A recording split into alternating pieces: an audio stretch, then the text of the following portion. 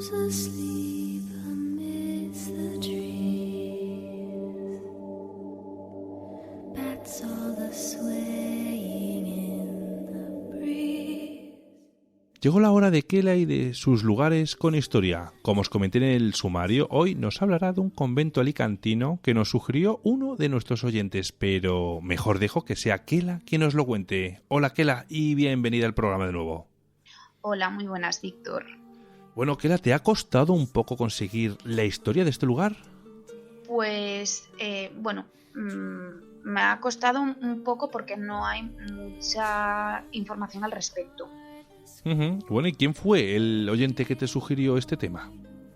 Pues fue José Martínez Sánchez, que nos dejó esta sugerencia a través de iVoox para contar la historia de este lugar marcado por el misterio y fenómenos paranormales.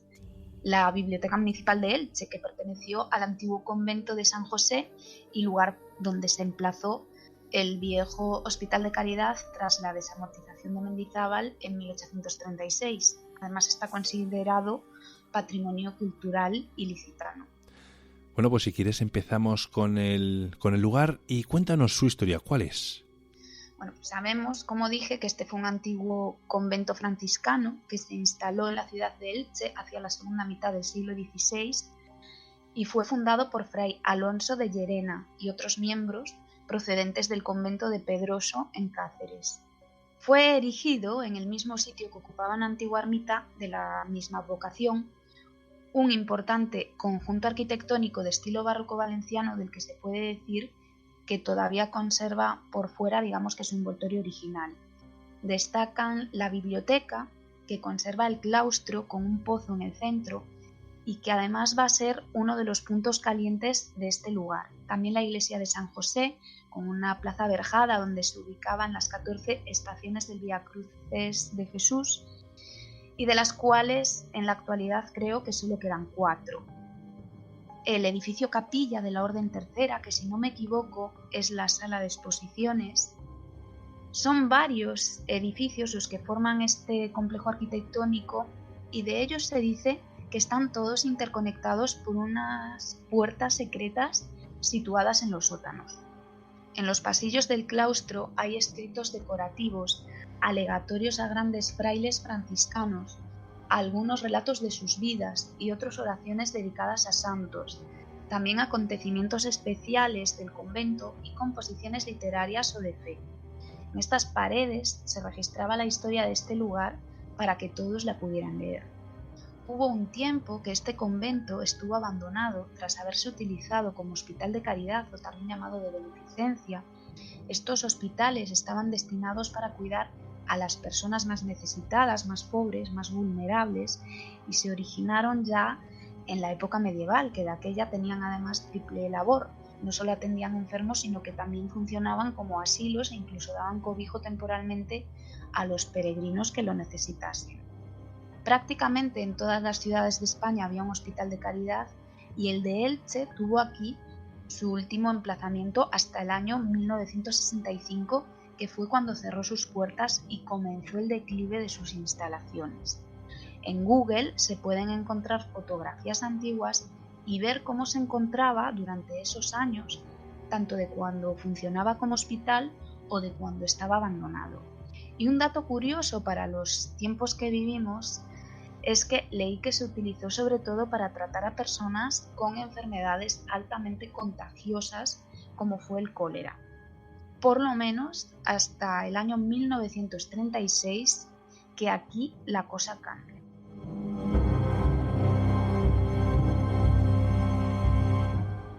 ¿Y qué pasó durante la Guerra Civil en este convento, durante ese 1936 que acabas de nombrar?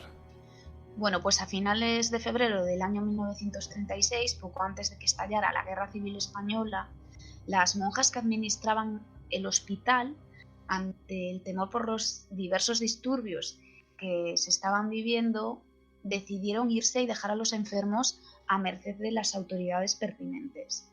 Coaccionadas, escribieron una carta al alcalde que decía, y leo textualmente: temores alarmantes bien fundados nos obligan, bien a pesar nuestro, a dejar el establecimiento con nuestros queridos pobres enfermos. Así pues, tiene usted a su disposición la casa, cuyas llaves le remitimos con el portero y 350 pesetas que dejamos en una arquita en el cuarto junto al recibidor. Firma la superiora Sor Carmela Latorre. Tras esto, el ayuntamiento nombró a un nuevo administrador, Salvador Fernández Torres, y como inspectora de enfermeras a Francisca Amorós Marco. Obviamente se utilizó como hospital durante la guerra y fíjate, como la iglesia era propiedad del ayuntamiento de Elche, gracias a eso fue una de las pocas iglesias que se libró de la quema. Merece una especial mención la antesala de la pequeña capilla del Cristo de Zalamea. En algunas publicaciones dicen que se construyó después de la Guerra Civil y en otras leí que la fechan en 1841. Esta pequeña talla de Cristo, que podría datar del siglo XVI, recibe esbotos en forma de flores y fotografías, ya que las velas se prohibieron para evitar incendios. Con su propia cofradía, constituida en 1964 y que es la encargada de custodiar y sacarlo de procesión durante la Semana Santa. El 20 de marzo de 1979, en un pleno del ayuntamiento, fue aprobada la ubicación de la biblioteca municipal en el antiguo Hospital San José, pero no fue inaugurada hasta el año 1982. La biblioteca Pedro Ibarra, que se le debe su nombre actual a una de las figuras más importantes de la historia de la ciudad, gran investigador, historiador, fotógrafo y arqueólogo que junto a su hermano Aureliano fue uno de los primeros en difundir, por ejemplo, el hallazgo de la Dama de Elche por el mundo. Pero para que se hagan una idea nuestros oyentes, la biblioteca se divide en 4 plantas en donde se pueden encontrar distintas secciones destinadas a todos los públicos, más de 50.000 libros. Y fueron unas obras de remodelación que en su día costaron 52 millones de las antiguas pesetas. Además tiene capacidad para 200 personas, 2 salas de exposiciones y un salón de actos. Y adosado a la biblioteca también se ubica el Archivo Municipal de Elche.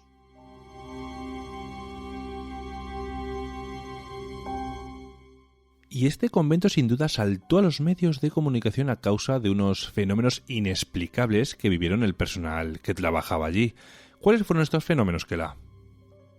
En la década de los 90, concretamente en el verano de 1993, saltó a los medios de comunicación, periódicos y hasta la televisión nacional este caso. De hecho, en el programa de Telecinco, Misterios sin resolver, se abordó. Si te parece, voy a relatar para nuestros oyentes de Misterios Universo en la Red lo que vivió una noche uno de los vigilantes de seguridad del recinto. El testimonio es real, la historia es lo que contó este pobre hombre, por lo tanto pienso que creamos o no en estas cosas hay que respetarlo y no es que me lo esté inventando yo, es que los datos están ahí y cualquiera los puede consultar. Intenté buscar por todos mis medios ese programa tan antiguo de Misterios sin resolver, presentado por aquel entonces por el periodista Alfredo Amestoy y posteriormente por Julián Lao, que en paz descanse, pero desgraciadamente no di con él. Lo que sí pude conseguir pues es eso, lo que testificó en su día aquel vigilante de seguridad, que además, por lo que leí en un artículo de Espacio Misterio de Año Cero, en la actualidad ya está retirado y pidió que se respetase su anonimato. ¿Y cuál es el relato de ese vigilante, Kela? Por aquel entonces se celebraba una exposición de arte muy importante para la que se contrató a unos vigilantes de seguridad. Durante una noche en la que uno de ellos estaba de guardia, de repente él escuchó unos ruidos muy extraños que provenían del claustro. Parecía como el arrastrar de unas cadenas. El vigilante se dirigió al claustro, pero para su sorpresa no encontró nada allí. No le dio más importancia y prosiguió la ronda nocturna hasta que a las 3 de la madrugada volvió a escuchar más ruidos extraños, pero en esta ocasión que provenían de la biblioteca. Allí se encuentra con un montón de libros apilados sobre una de las mesas. Le extraña porque anteriormente había hecho su ronda y no se había percatado de aquel montón de libros. Le extrañó, pero volvió a no darle importancia al asunto, pensando pues que a lo mejor no se había fijado bien. Al poco rato nuevamente se vuelve a encontrar con lo inexplicable, esta vez de frente y ante sus propios ojos, cuando se le aparece la sombra fantasmal de lo que parece un monje. Presa del pánico, no se le ocurrió otra cosa que echar a correr hasta salir al exterior del edificio. Este vigilante describió aquel suceso como algo terrorífico que lo dejó profundamente marcado. El caso salió a la luz y a los medios de comunicación, pero la junta de la directiva de la biblioteca no quiso ni a día de hoy quiere hacer ningún tipo de declaración al respecto. Así que es muy difícil encontrar alguna investigación in situ, y esto, lo más seguro, es que sea porque no conceden permisos para ello, y la verdad que es una pena. Pero el tema paranormal, aunque muchas personas nos atrevamos a tratarlo siempre, por supuesto, en busca de la verdad, muchas otras lo siguen viendo como un tema tabú.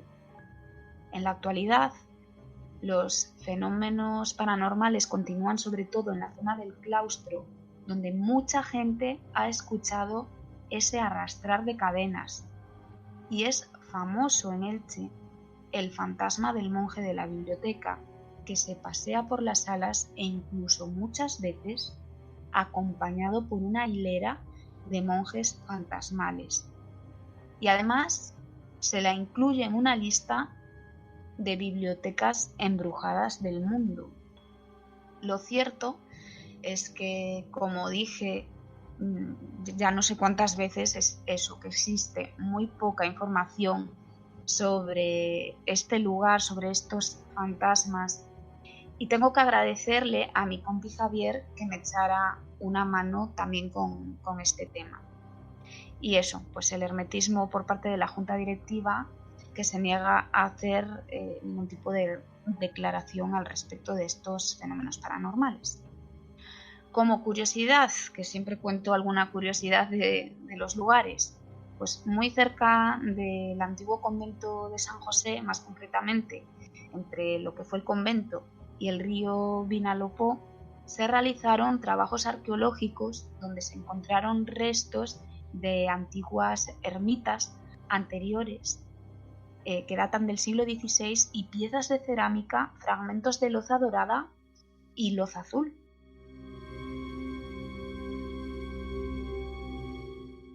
Kela, una pequeña duda que me surge. Hablas de que este vigilante escuchó justo a las 3 de la mañana unos sonidos de cadena en el claustro. ¿Tiene algún tipo de importancia este tipo de hora o algo? Porque no es el primer caso, son muchos casos los que se dan a las 3. Podemos hablar de Ronald de Feo a las 3:15, allí en Amityville. O sea, ¿tiene alguna importancia esta hora? Bueno, pues esta hora se la conoce como la hora del muerto, ¿no? La hora del demonio. Dicen que a esta hora sí que es cuando supuestamente se suceden más fenómenos paranormales, ¿no? Y hay muchos testimonios de personas. A mí me tiene pasado alguna vez de despertarme y mirar el reloj y que sean las 3 de la madrugada o alrededor de las 3 de la madrugada. Bueno, yo escribí sobre este tema en mi blog de blogger Los Sueños Prohibidos, y hay gente que no cree. De hecho, pues recibí algún comentario negativo al respecto sobre este tema. Puede ser. Yo soy de las que dicen que el fenómeno paranormal se sucede tanto de día como de noche, porque los muertos no descansan, o sea, no duermen, ¿no? Entonces, yo creo que no. Si un sitio está embrujado, da igual la hora que sea. Hombre, yo creo que quizás el silencio de la noche ayude, ¿no?, a que quizás nos demos más cuenta de esos fenómenos paranormales, porque durante el día quizás un leve crujido, un sonido de una puerta que se cierra o algo, quizás nos pueda sonar más habitual, ¿no? Pero por la noche, cuando no hay nada de ruido, es cuando más quizás resalta esto, y por eso a lo mejor es por lo que le damos más importancia a los fenómenos paranormales por la noche que por el día, ¿no? ¿Puede ser? Sí, puede ser, ¿no? Y bueno, está claro, ¿no? Que cuando no hay ningún tipo de contaminación acústica, pues siempre nuestro oído se agudiza más. No me cabe la menor duda, de hecho, desde luego la sugestión juega un papel muy importante aquí, y aquí quien cree ve, eso está más claro que el agua, y quien no cree, pues no va a ver, o al menos así es como yo lo veo. Sí, yo creo que todo fenómeno paranormal hay que investigarlo y estudiar por qué se sucede, sobre todo, ¿no? Y luego, pues, si no tiene explicación, pero está ahí, ¿no? Como muchas veces es el caso de las psicofonías, pues ahí ya no es que creas o no creas, es que eso está ahí. Sí, pero como dijo Pedro Amorós en la entrevista que le hicimos, es un sonido de algo que tampoco sé qué es, ¿sabes? O sea... Claro, es que es como digo yo, ¿no? Las personas que tratan los temas paranormales de como algo tabú, algo que no tal, realmente yo creo que a los que nos gusta saber sobre estas cosas, no es que seamos locos, que creamos en fantasmas y ya está, ¿no? Es que queremos saber el porqué de eso, darle una explicación lógica, y al final es como un círculo, ¿no? Estás ahí buscando siempre el porqué.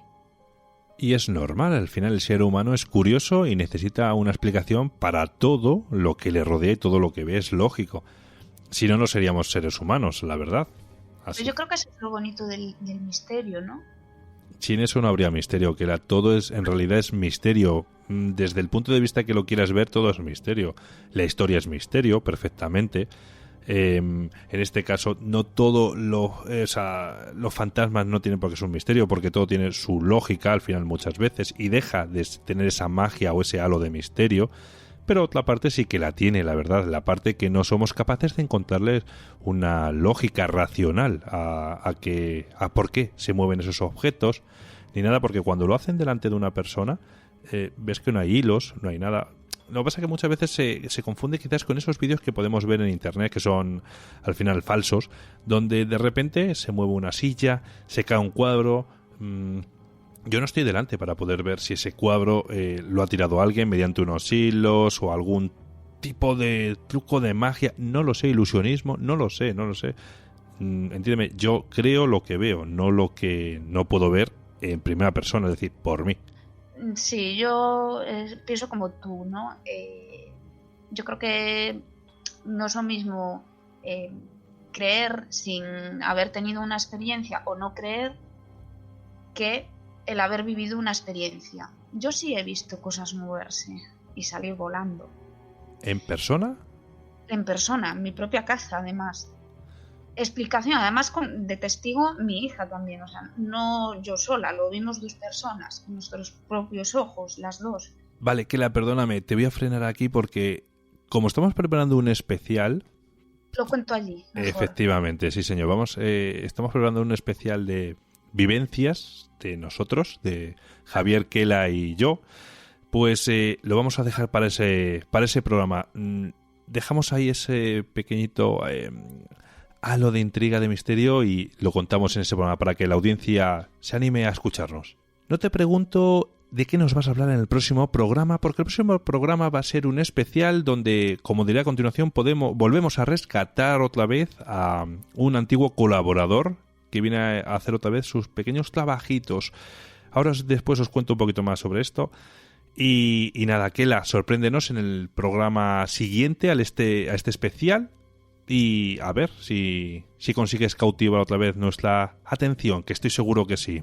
Bueno, pues el próximo lugar con historia sorpresa.